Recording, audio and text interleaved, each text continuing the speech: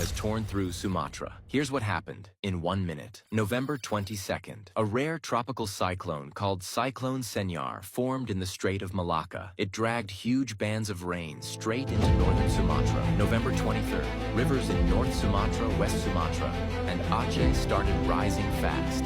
Villages saw water climbing into homes within hours. November 24th, everything broke. Bridges collapsed, hillsides crumbled, and entire roads disappeared under landslides. Families climbed onto rooftops as floodwaters swallowed whole neighborhoods. November 25th, rescue teams couldn't get in. Mud, debris, and destroyed roads blocked every path. People were trapped with no clean water, no food, and no power. By November 28th, the death toll exploded. More than 160 confirmed dead, many still missing, and thousands forced to evacuate. Homes destroyed, towns wiped off the map, schools and mosques buried in mud. But this wasn't just a natural disaster.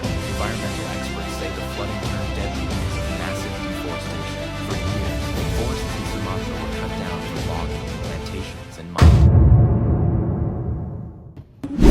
Hari ini kami berbicara bukan sekedar untuk berbicara tentang bencana, tapi untuk membicarakan masa depan Sumatera, sebuah pulau yang kaya, indah, namun terus dihantui oleh bencana banjir yang semakin sering terjadi dari tahun ke tahun. Dari Jambi, Riau, Aceh, hingga Sumatera Selatan, banjir telah merendam rumah, menutup akses jalan, merusak perekonomian, bahkan merenggut nyawa. Izinkan kami mengatakan sebuah kebenaran yang sering terabaikan. Banjir bukan hanyalah masalah alam. Banjir adalah masalah demokrasi. Mengapa demikian? Karena ketika hutan ditebang tanpa izin, ketika sungai dipenuhi sampah dan limbah, ketika tata ruang dilanggar, ketika masyarakat tidak dilibatkan dalam pengambilan keputusan, maka yang rusak bukan hanya lingkungan, tetapi juga nilai-nilai Pancasila yang menjadi dasar kita. Sila keempat Pancasila mengajarkan kita tentang kerakyatan yang dipimpin oleh hikmat kebijaksanaan dalam permusyawaratan perwakilan, yang artinya masyarakat berhak menyuarakan pendapat, mengawasi kebijakan, dan terlibat dalam pengelolaan lingkungan. Namun, kenyataannya suara masyarakat seringkali berhenti di permukaan. Masih banyak warga yang tidak tahu bagaimana melapor penerbangan liar, tidak pernah diajak musyawarah soal tata ruang, dan merasa tidak punya akses untuk ikut menentukan langkah penanggulangan banjir. Dan inilah saatnya kita menghidupkan kembali semangat demokrasi yang aktif dan berpartisipasi. Dalam kampanye demokrasi lingkungan kali ini, saya akan mengajak kita semua untuk melakukan langkah penting. Ada 3 langkah di sini, dengan yang pertama yaitu berani bersuara dan menyampaikan aspirasi, dan yang kedua berpartisipasi dalam mengambil keputusan, dan yang terakhir menghidupkan kembali budaya gotong royong.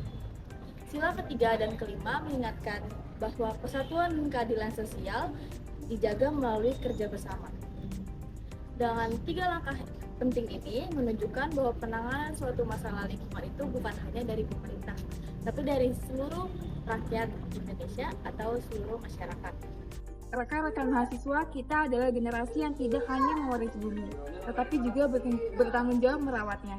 Kita tidak boleh menjadi generasi yang hanya mengeluh di media sosial, tetapi harus menjadi penggerak perubahan di lapangan.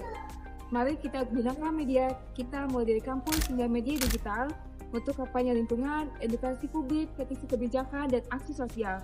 Suara kita lebih kuat daripada yang kita bayangkan. Banjir di Sumatera bukan takdir yang harus diterima. Ini adalah peringatan bahwa kita harus bergerak, bersuara, dan bekerja sama. Dengan semangat Pancasila, kita bisa mewujudkan Sumatera yang lebih aman, lestari, dan penuh harapan. Akhir kata, mari kita jadikan suara kita sebagai kekuatan untuk melindungi bumi dan memperjuangkan keadilan bagi semua.